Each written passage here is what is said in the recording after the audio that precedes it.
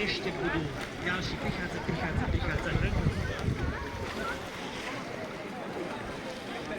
Ďalej prosím, keď fajčíte, tak používajte popolníky sú tam pri tom hornom bufete na takom stolíku, vyzerajú plechové malé kybliky, takže používajte popolníky. Toľko.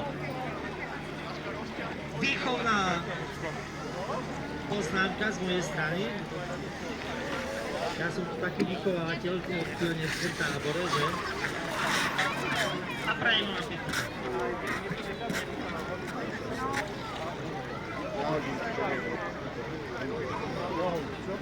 Čo vás idem?